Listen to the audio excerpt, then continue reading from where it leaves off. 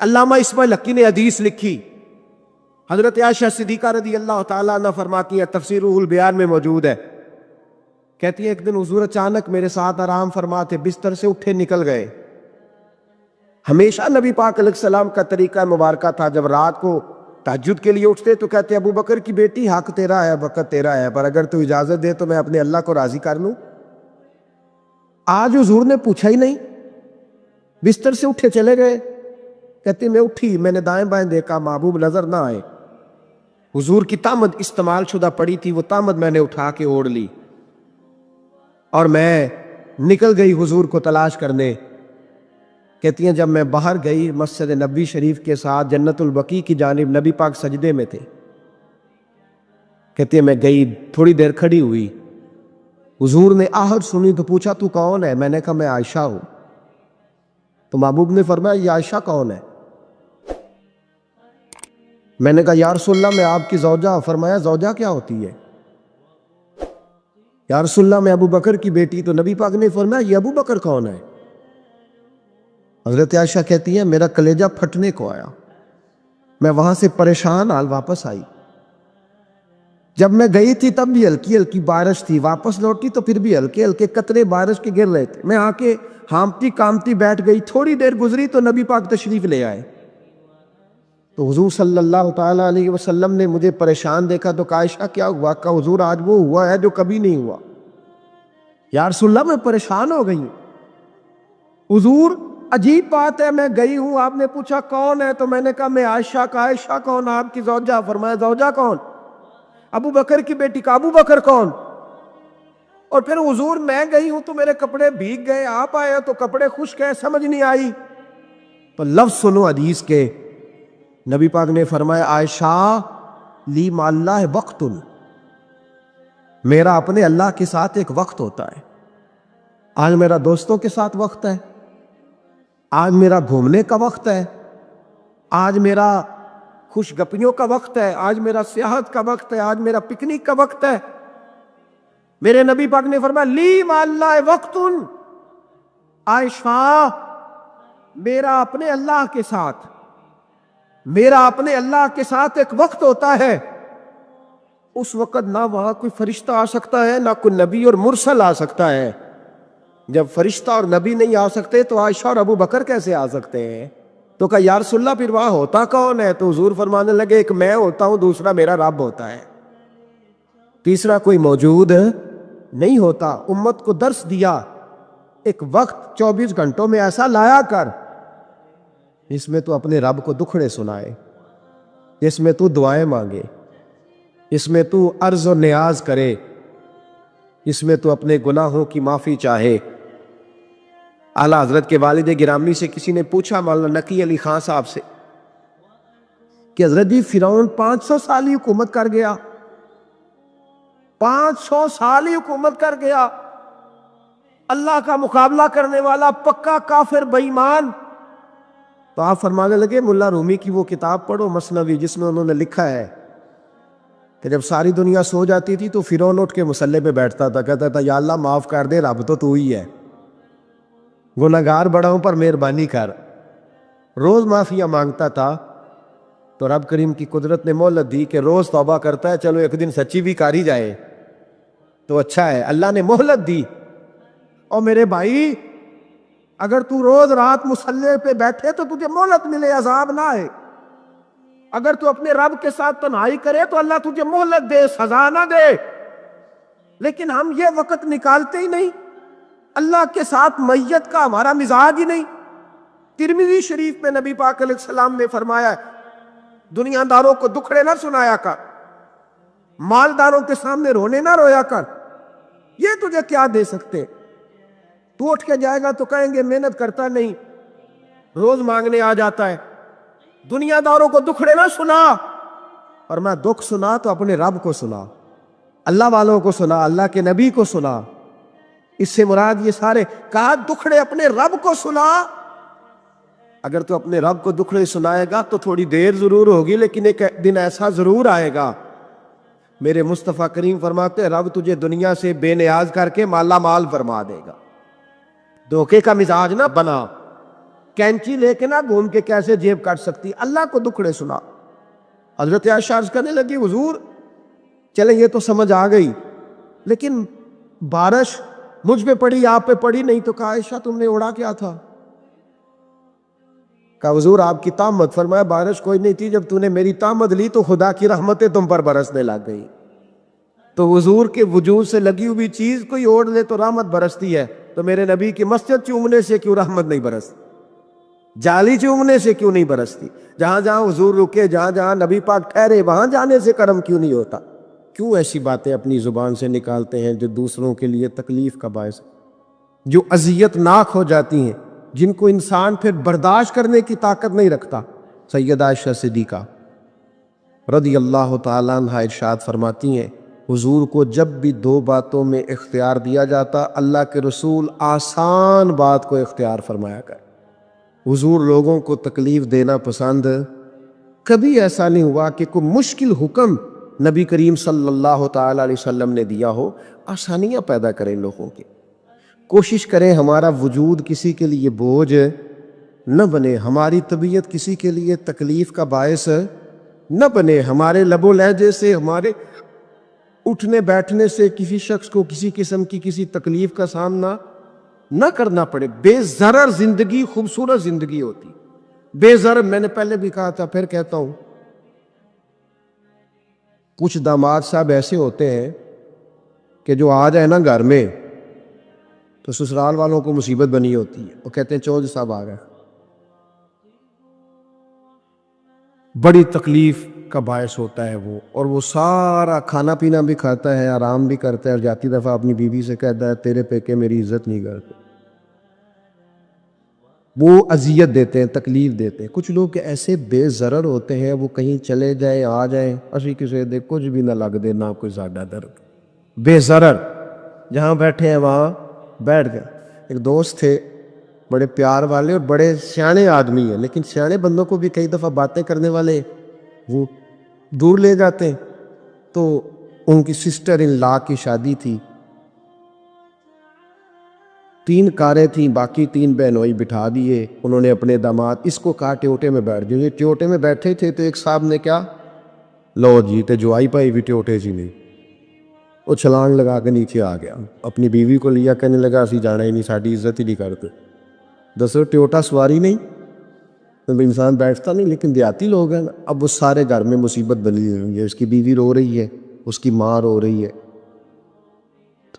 بڑی عجیب و غریب کیفیت۔ اس کے سوزر صاحب نے مجھے فون کیا کہ یہ آپ کی بڑی بات مانتا ہے، ذرا فون کرے، تو میں نے اسے فون کیا، میں کہ تو صرف نہ 3 منٹ بھول جا تینوں کسی کوئی گل کی تھی، تو سوچ بھلا تو نے یہ فساد کس لیے ڈالا ہوا ہے؟ عزت مانگ کے لی جاتی ہے، چھین کے لی جاتی ہے، احتجاج کر کے لیجیے، طریقہ عزت لینے کا جو تم نے اختیار کیا۔ تو 4-5 منٹ کے بعد سوچ کے کہنے لگا اوہ مجھ سے بڑی غلطی ہو گئی، تو مجھے چڑھا دیا کسی نے، میں چڑھ گیا۔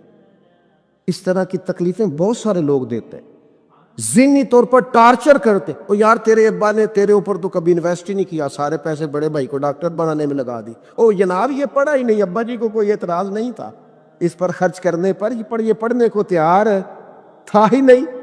تو ٹارچر کرتے ہیں لوگ، ذہنی طور پر تکلیف دیتے ہیں، اذیت میں مبتلا کرتے ہیں۔ امیر لوگوں سے بات کرنی ہے تھوڑی سی، ناراض تو نہیں ہو جائے گا امیر بندے، ہم پتہ کیا کرتے ہیں، غریبوں کو بڑی اذیت دیتے ہیں ذہنی طور پر، خرچے امیر زیادہ کرتے ہیں، مہنگی شادیاں امیر کرتے ہیں، غریبوں کے لیے حالات خراب ہو جاتے ہیں۔ نبی رحمت صلی اللہ تعالیٰ علیہ وآلہ وسلم نے نا ولیمے پر ضرور جانے کا کہا ہے اور ولیمہ ضرور کرنے کا کہا ہے، اور حضور نے پتہ کیا فرمایا، فرمایا وہ بدترین ولیمہ ہے جس میں اسے بلایا جائے جو آنا نہیں چاہتا اور اسے نہ بلایا جائے جو آنا چاہتا ہے۔ یعنی جو غریب آدمی، سادہ آدمی دعوت قبول کرے گا اسے دعوت نہیں دی جاتی، لیکن کسی بڑے آدمی کے پاس وقت لے کے کارڈ لے کے پہنچتے، جناب 10 منٹ کے لیے آ جائے، یہ بدترین۔ اور ایک اور حدیث میں فرمایا حضور نے کہ وہ بدترین دعوت ہے، اس میں صرف امیروں کو بلایا جائے اور غریبوں کو۔ ہمارے ایک دوست ہیں میرج ہال والے، تو مجھے کہنے لگے کہ کھانا جب ہم دیتے ہیں نا ہال میں، تو تو اگر بارات کسی دیہات سے آنے والی ہو نا، گاؤں کے لوگ ہو، تو ہم کھانا تھوڑا زیادہ رکھتے ہیں، لیکن اگر شہر کے امیر لوگ ہوں تو کھانا تھوڑا رکھتے ہیں، اس لیے کہ امیروں کی تو پرہیز ہی بہت زیادہ ہے، انہوں نے تو بڑے حساب کتاب سے کھانا ہے۔ تو غریب آدمی بیچارہ، اب غریب کو طلب ہوتی ہے، اسے روز گوشت نہیں ملتا، لیکن اس کے لیے ہم گنجائش دینے کو تیار نہیں ہیں۔ وہ بڑی خوبصورت مثال ہمارے استاد صاحب ہمیں سنایا کرتے تھے، کہتے تھے کہ غریب آدمی تھا، امیر دوست کی شادی میں چلا گیا، اور چلا اس طرح گیا کہ وہ نا ورکشاپ پہ کام کرتا تھا، تو وہیں سے فارغ ہوا تو اسی طرح کپڑے اس کے میلے کچیلے تھے، اس پہ گرد لگی ہوئی تھی، اب گھر جاتا تو دیر ہو جانی تھی، تو وہ بھاگ کے شادی میں چلا گیا، تو جو باہر کھڑا تھا نا آدمی، اسے اندر ہی نہیں داخل ہونے دیا۔ اس نے کہا جناب آپ کدھر آ گئے ہیں، تو بڑے امیر رئیس اعظم کی شادی ہے۔ اس نے بڑی منت کی، بالآخر وہ رو پڑا، یار تیری مہربانی، میرا قریبی دوست ہے، مجھے دا۔ اس نے کہا جناب آپ جا ہی نہیں سکتے، حالت تو دیکھیں اپنی۔ اب وہ دوڑا گیا گھر، تیزی سے کپڑے بدل کے واپس آیا، شادی بالکل اینڈ پہ ہو چکی تھی۔ اب جب وہ سوٹ بوٹ اور وہ مایا شایا اور وہ جناب اس کا لباس بڑا حسین، تب اس کے لیے خود سے دروازہ کھولا گیا، وہ اندر گیا تو ساتھ رو رہا ہے، اور ساتھ وہ ڈونگا لے کے نا سالن والا برتن، تو اس میں کبھی اپنا کرتا ڈالتا ہے، کبھی اپنا بازو ڈالتا ہے کرتے کا۔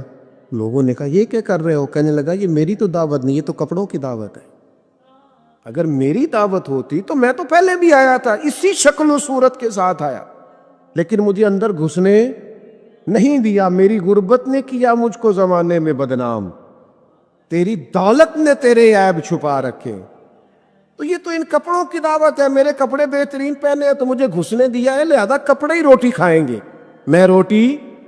اذیت دی جاتی ہے، تکلیف دی جاتی، آزمائش میں مبتلا کیا جاتا ہے، ایسے ایسے کھانوں کے نام لیے جاتے ہیں جو غریبوں کے ہاں پکتے نہیں، انہیں کہا جاتا ہے فلاں پکانا آتا ہے، تو میں کئی دفعہ کہہ چکا ہوں، پھر کہتا ہوں، جب پیسے آتے ہیں تو عقل بھی آئی جاتی ہے، جب انسان کے گھر گاڑیاں آ جائے تو چلانے کا طریقہ بھی آ ہی جاتا ہے، جب اس کے پاس مہنگا موبائل آ جائے تو اسے چلانے کا سلیقہ بھی آ ہی جاتا ہے، جدے کار دانے ہو دے کملے بھی سیانے۔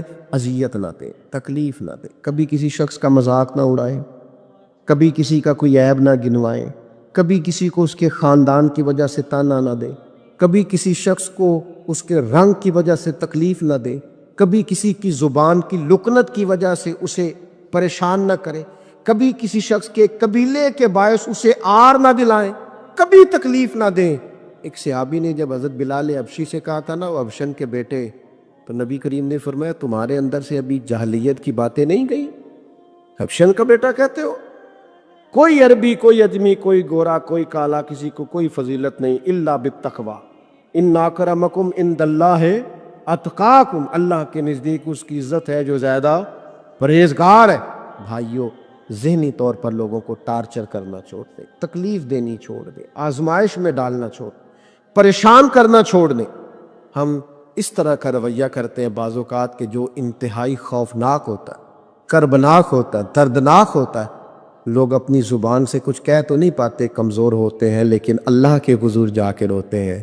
اس وقت سے ڈریے جب کوئی ہماری شکایت رب کی بارگاہ میں لگائے، جب کوئی کچھ بگاڑ تو نہ سکے پر اللہ رسول کے حضور جا کے کہے کہ اس نے بڑا ستایا ہے، تکلیف دی ہے، اس اذیت سے لوگوں کو بچائیں۔ لوگ جب کسی غریب آدمی کو کچھ دینے کے بعد احسان جتلا رہے ہوتے ہیں اور اس پر اپنی نیکیاں گنوا رہے ہوتے ہیں، اور وہ بغیر کسی ٹھہراؤ کے بولتے چلے جاتے ہیں، تو آپ اندازہ کر سکتے ہیں کہ اس مجبور، تنگ دست اور غریب آدمی پر کیا گزرتی ہے، اس کا دل کن بے چینیوں، بے قراریوں اور پریشانیوں کا شکار ہوتا ہے۔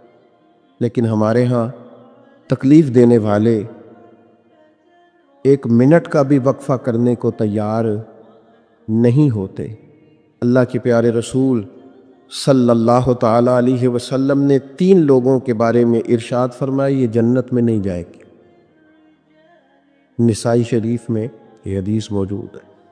یا رسول اللہ صلی اللہ تعالیٰ علیہ وسلم کون کون لوگ؟ ایک فرمایا جو شراب کا عادی ہو، دوسرا فرمایا جو والدین کا نافرمان ہو، اور تیسرا حضور فرماتے ہیں جو احسان جتلانے والا ہو جنت میں نہیں جائے گی۔ نیکی کی ہے اب تو بھول جا، اور نیکی کی ہے تو اسے محض اپنے رب کی رضا کے حصول کا ذریعہ سمجھ۔ تو احسان جتلا رہا ہے، یہاں تک کہ والدین کے ساتھ، بہن بھائیوں کے ساتھ، دوست احباب کے ساتھ، قریبیوں کے ساتھ نیکی کر کے بھی لوگ احسان جتلاتے ہیں، ضائع ہو جاتی ہے نیکی۔ یعنی عجیب بات ہے نا، حضور فرماتے ہیں احسان جتلانے والا جنت میں نہیں جائے گا، یعنی نیکی کر کے دوزخ خرید لی،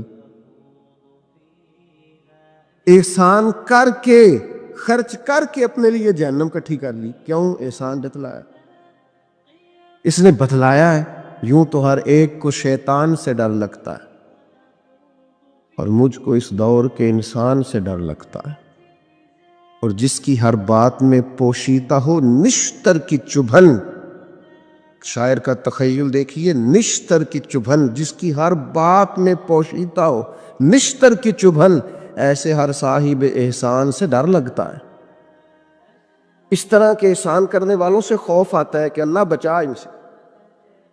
کچھ لوگ اذیت دیتے ہیں، تکلیف دیتے ہیں، آزمائش میں ڈال دیتے ہیں۔ کسی کے گھر مہمان چلے گئے، آپ کو چند لمحوں کے لیے جانا ہے، تو آپ وہاں جا کر ایک بڑے زبردست قسم کے انجینئر کیوں بن گئے؟ یہ دیوار پہ کیا کام کرایا ہے، یہ کس سے کرایا ہے، یہ اگر آپ کو میں ایک بندہ بتاؤں، اگر فلاں سے آپ کام، بھئی آپ کو تو بطور مہمان بلایا گیا ہے، آپ کو کس نے کہا ہے کہ آپ کو انجینئر کے طور پہ دعوت دی ہے؟ آپ آئے ہیں، تشریف رکھیے، اور جتنی دیر آپ کو کہا جاتا ہے آپ بیٹھیے، اور پھر اس پر تبصرہ ہے، یہ فرنیچر کہاں سے لیا ہے، یہ قالین کہاں سے آیا ہے، اتنے سوال جواب۔ بعض دوست ایسے ہوتے ہیں جن سے کہنا پڑتا ہے کہ میرے بھائی آپ مہربانی کریں، ہم آپ کو نہ انجینئر سمجھتے ہیں نہ اچھا ڈیزائنر سمجھتے ہیں، ہم نے تو آپ کو ملنے کے لیے بلایا تھا، آپ آئیے اور جائیے۔ اور اتنے زیادہ تو مطلب وقت ہی نہیں ہے انسان کے پاس کہ وہ جائے اور اتنے زیادہ تبصرے کرے اور جا کے کسی کو تکلیف دے۔ پھر تفتیش کرنا، پوچھنا، اعلیٰ حضرت بریلوی رحمۃ اللہ علیہ کا حرام ہے یہ تفتیش کرنا کہ کسی کی کمائی حلال ہے کہ حرام ہے۔ آپ کیوں تفتیش کرتے ہیں؟ کس نے اجازت دی آپ کو جاسوسی کریں؟ آپ تکلیف دے رہے ہیں سامنے والے کو۔ کیا کرتے ہیں، کیا کماتے ہیں، کہاں سے؟ میرا رب ہے جس نے سب کے پردے رکھے ہوئے۔ اب کیوں ایسی حرکات کرتے ہیں جس کی بنیاد پر جناب کا ذریعہ آمدن کیا ہے؟ میرا ذریعہ آمدن یہ ہے کہ آپ دے جاتے ہیں تو میں کھا لیتا ہوں۔ آپ اپنا ذریعہ آمدن کی فکر کریں، آپ دوسروں پر کیوں اس قدر زیادہ بوجھ ڈالتے ہیں؟ اور پھر کھانا سامنے رکھا جاتا ہے، یہ میں نہیں کھاتا، تو آپ کو جو کھانا تھا گھر سے لے آتے، کیا یہ اچھا ہوتا؟ یہ میں ایک زمانہ ہو گیا جی میں نے یہ نہیں کبھی کھایا، تو کیا کھاتے ہیں آپ؟ مجھے سالوں بیت گئے ہیں سفر کرتے ہوئے، اور میرے ساتھ پوری جماعت نے سفر کیا ہے، ہفتوں میں گھر سے باہر رہا ہوں، کوئی ایک شخص نہیں، ایسا تو نہیں کہ ساری چیزیں طبیعت کو پسند ہوتی ہیں، لیکن کوئی ایک شخص نہیں بتا سکتا کہ کبھی میں نے کہا ہو یہ مجھے پسند نہیں، میں نے نہیں کھانا لے جایا، یہ میری طبیعت نہیں۔ کیوں؟ میں ایک دفعہ اپنے حضرت صاحب کے ساتھ تھا، ایک جگہ پہ کھانا آیا، تو میں نے گھر والوں سے کہا نمک دیجئے گا ذرا، تو سب فرمانے لگے بیٹا آپ نے وہ حدیث نہیں پڑھی کہ حضور نے فرمایا کھانا پسند نہ ہو تو چھوڑ دو لیکن عیب نہ نکالو؟ فرمایا کس موسم کے اندر انہوں نے کھانا پکایا ہے اور تم نے انہیں یہ کہہ دیا تمہیں نمک نہیں ڈالنا آتا؟ فرمایا ان کے گھر کا ذائقہ ہے، وہ کم کھاتے ہو، تم تھوڑا زیادہ کھاتے ہوگے نمک، بعض لوگ ذرا کم کھاتے ہیں، تم نے یہ کس طرح کی حرکت کی ہے؟ وہ بیچارے جا کے پہلے وہ ڈانٹے گا کہ تم نے نمک ہی نہیں صحیح ڈالا، وہ نمک مانگ رہے ہیں، کیا ضرورت تھی؟ تھوڑا سا۔ وہ حضرت سلمان فارسی رضی اللہ تعالیٰ عنہ کے گھر میں مہمان آ گئے، آپ نے کھانا رکھا تو وہ صاحب کہنے لگے کبھی پودینے کی چٹنی ہو جاتی نا، تو اب ان کے پاس پیسے نہیں تھے، ان کا لوٹا تھا ان کے پاس پیتل کا یا لوہے کا، لے جا کے گروی رکھا کسی کے ہاں جو وضو کے لیے رکھا ہوا تھا جناب سلمان فارسی، پھر وہ لوٹا گروی رکھ کے پیسے لائے، اس کا پودینہ خریدا اور لا کے مہمان کو دیا، تو مہمان کہنے لگا جی اللہ کا شکر ہے ہم قناعت پسند ہیں، جو مل جائے کھا لیتے ہیں۔ یعنی ایک تو یہ کہ پہلے فرمائش کر دی، پھر اس کے بعد نیک بننے کا ڈھونگ بھی رچایا۔ بھی کچھ لوگوں کا طریقہ ہوتا ہے، وہ سارا کچھ کرنے کے بعد نا، یعنی 1.25 گھنٹے غیبتیں کرنے کے بعد کہنے چلو سانو کی لگے، بھئی آپ 15 منٹ ہی رہ گئے تھے، 2 گھنٹے پورے ہونے لگے تھے، ساری تو کر لی آپ نے، اب پیچھے بچا کیا ہے؟ تو وہ کہنے لگے رہی میں قناعت پسند ہوں، جو مل جائے کھا لیتا ہوں۔ تو حضرت سلمان فارسی ناراض ہوئے جلال میں آ، فرمانے لگے اگر تم قناعت پسند ہوتے تو میرا وضو کا لوٹا آج گروی نہ پڑا ہوتا۔ تم قناعت پسند ہو، اوپر سے جھوٹ بولتے ہو، لیکن تکلیف دینا، اذیت پہنچانا، ذہنی طور پر کسی کو ٹارچر کرنا۔ میری اب کبھی طبیعت خراب ہو جاتی ہے نا جی، تو چونکہ محبت کرنے والوں کی لسٹ لمبی ہے، طبیعت خراب ہو جاتی ہے تو میں بتاتا نہیں، کتنے کتنے دن خبر نہیں ہوتی، میری خواہش ہوتی ہے۔ پچھلے دنوں بھی ایک پورا دن ہاسپٹل میں گزارنا پڑا، میں نے بتایا نہیں، افواہ تھی کہ میری طبیعت خراب ہے، لوگوں نے پوچھ پوچھ کر بیمار کر دیا، نئے سرے سے بتانا پڑتا ہے ہویا کی سی۔ اور پھر کچھ تو اتنے خاص محبت کرنے والے ہوتے ہیں کہ انہیں پوری ڈیٹیل چاہیے ہوتی ہے، پس منظر سمیت۔ آپ حضور علیہ الصلوۃ والسلام نے فرمایا بہترین عیادت وہ ہے جو جلدی ہو، نہیں تھوڑی دیر کے لیے مریض کے پاس جائیں، یہ بہقی میں حدیث موجود ہے، بہترین عیادت، بہترین تیمارداری وہ ہے جو جلدی ہو، فٹافٹ آپ آئیں، تھوڑی دیر بیٹھیں اور چلے جائیں۔ اتنی تفصیلات، پھر 7 نسخہ جات، پھر یا کچھ لوگ تو ایسے ہوتے ہیں جو اتنا ڈرا جاتے ہیں بیمار آدمی کو کہ وہ جلدی فوت ہونے والا ہو جاتا ہے، اس کہتے ہیں فلانے کو بھی یہ مرض تھا بیچارہ، 4 بچے ہیں، فوت ہو گیا ہے۔ آپ کو تو کہا تھا تسلی دیتے، مریض سے دعا کراتے، پھر ضد کریں گے، اصرار کریں گے، یہ کھا لیں، کھائیں گے تو اٹھیں گے، تھوڑا سا تو لیں۔ اللہ کے بندے، نبی کریم علیہ السلام نے فرمایا بیمار سے ضد نہ کرو، اسی اللہ کھلا پلا دیا کرتا ہے۔ تم ضد کر رہے ہو، اصرار کر رہے ہو، تکلیف دے رہے ہو، اذیت پہنچائی جاتی ہے۔ بڑے درویش آدمی تھے حضرت سری سختی، کبھی کسی سے سخت جملہ نہیں کہا۔ آپ بیمار تھے، ایک صاحب تیمارداری کرنے آ گئے، آپ کا خیال تھا کہ وہ ہو گئی تیمارداری، وہ جائیں، کئی لوگ ان کے بعد آئے چلے گئے، لیکن بیٹھے ہوئے ہیں، جا ہی نہیں رہے۔ تو حضرت سری سختی رحمۃ اللہ تعالیٰ علیہ، اب بعض دفعہ مروت ایسی ہوتی ہے کہ بندہ اپنی زبان سے معزز آدمی کہہ نہیں پاتا، لیکن وہ چونکہ تکلیف میں تھے، سردی کا موسم تھا تو دروازہ کھلا رہ گیا، تو وہ صاحب کہنے لگے حضور دروازہ بند کر دوں، ٹھنڈ آ رہی ہے؟ تو فرمانے لگے کر دیجئے، لیکن اگر کبھی باہر سے کر دینا تو ذرا زیادہ بہتر ہو جائے۔ معنی یہ تھا کہ آپ تشریف لے جائیں، چلے جائیں نہیں کہتے بزرگ۔ آپ کچھ لوگ ایسے ہوتے ہیں انہیں رخصت بھی ذرا اعزاز کے ساتھ کرنا پڑتا ہے، آپ تشریف لے جائیں اور دروازہ باہر سے بند کر دیں تاکہ ہوا بھی نہ آئے اور آپ جیسا کوئی پکا مہمان دوبارہ بھی نہ آئے۔ تشریف لے جائیں، تکلیف نہیں دیں، اذیت نہ دیں کسی شخص کو کسی بھی طرح سے پریشان۔ ایک ہمارے ہاں اور بڑا مسئلہ ہے، میں تو مذاق کر رہا تھا، مذاق کیا ہوتا ہے؟ مذاق تو جاہلوں کا کام ہے۔ یہ موسیٰ علیہ السلام کی قوم نے کہا کہ ایک شخص کا انتقال ہو گیا ہے تو ہمیں بتایا جائے کس نے قتل کیا ہے، تو جناب موسیٰ علیہ السلام نے فرمایا گائے ذبح کرو۔ تو ان لوگوں نے کہا آپ ہم سے مذاق کرتے ہیں، اتتخذون ہزوا، آپ ہم سے مذاق کرتے ہیں؟ تو فرمایا اعوذ باللہ ان اکون من الجاہلین، میں اللہ کی پناہ چاہتا ہوں کہ میں جاہلوں میں سے ہو جاؤں۔ مذاق کرنے کو جناب موسیٰ نے، قرآن مجید کا پہلا پارہ کہتا ہے جاہلوں کا کام کہا ہے۔ مذاق ٹھیک ہے، دل لگی ٹھیک ہے، یعنی آپ خوش طبی کرے، مذاق تو کسی کی عیب کا ہوتا ہے، تیری آنکھ کس طرح کی ہے، تیری ناک چپٹی ہے، یہ مذاق ہوتا ہے، کسی کے رنگ کو لے کر، کسی کے قد کو لے کر، کسی کی توتلی زبان کو لے کر، یہ جاہلوں کی علامت۔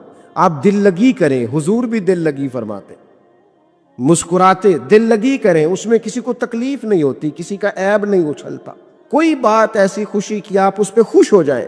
لیکن آپ یہ جو رویے ہمارے ہاں پائے جاتے ہیں یہ مذاق ہے، اور مذاق شریعت میں جاہلوں کی علامت ہے۔ حضور فرماتے ہیں قیامت والے دن وہ لوگ جو لوگوں کا مذاق اڑاتے تھے، تکلیف دیتے تھے، قیامت والے دن ان کے ساتھ یہ معاملہ ہوگا کہ جنت کا دروازہ ان کے لیے کھولا جائے گا، پھر بند کر دیا جائے گا، پھر کھولا جائے گا، پھر بند کر دیا جائے گا، پھر کھولا جائے گا اور پھر دوبارہ۔ تو وہ کہیں گے یہ کیا ہو رہا ہے؟ تو انہیں کہا جائے گا تمہارے اس مذاق کی تمہیں سزا دی جا رہی ہے جو دنیا میں تم اللہ کے بندوں کے ساتھ کرتے تھے۔ تکلیف دیتے ہیں لوگ۔ یہ کچھ سال پہلے کی بات ہے، آپ کو پتہ ہے ہمارے یہاں اپریل فول بھی منایا جاتا ہے، جھوٹ بولنے کا دن ماس۔ تو ایک صاحب تھے بیچارے ہارٹ پیشنٹ، یہ پنجاب کا ہی واقعہ ہے، تو ان کو فون کر دیا کہ تمہارا بھائی ایکسیڈنٹ میں فوت ہو گیا، کسی نے مذاق کیا، تو بیچارے ہارٹ پیشنٹ تھے، خبر سن کے ان کو پھر ہارٹ اٹیک ہوا، اللہ کو پیارے، اور بعد میں پتہ چلا کہ کسی نے مذاق کیا، بھائی تو بالکل ٹھیک ٹھاک، آپ کے ایک مذاق نے کسی کی جان لے لی، گھر اجڑ گیا، عورت بیوہ ہو گئی، بچے یتیم ہو گئے، اور آپ مذاق کر رہے تھے، تکلیف دے رہے تھے، آپ آزمائش میں مبتلا کر رہے تھے۔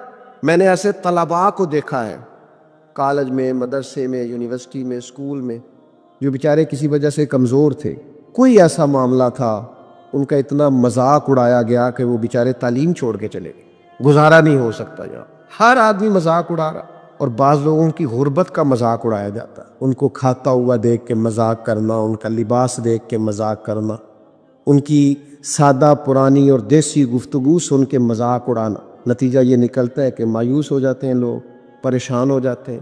ایسا نہیں کریں، یہ تکلیف نہ دیں کسی مسلمان، اذیت میں مبتلا نہ کریں، ذہنی طور پر ٹارچر نہ کریں، آپ کوئی ایسا کام نہ کریں جس سے بار بار آزمائش ہو۔ کچھ لوگ زندگی میں گناہ کرتے ہیں، اللہ معاف کرے، غلطیاں ہو جاتی ہیں، پھر وہ لوگ توبہ کر لیتے ہیں، اور یہ توبہ اللہ کو اتنی پسند ہے کہ حضور فرماتے ہیں کسی کا اونٹ مال سمیت غائب ہو جائے اور وہ شخص ڈھونڈ ڈھونڈ کے تھک جائے اور مایوس ہو جائے، اور پھر وہ اونٹ اسے مل جائے، اسے اتنی خوشی نہیں ہوتی جتنی بندہ مومن کی توبہ پر رب کریم کو خوشی ہوتی۔ کتنا بڑا انعام ہے۔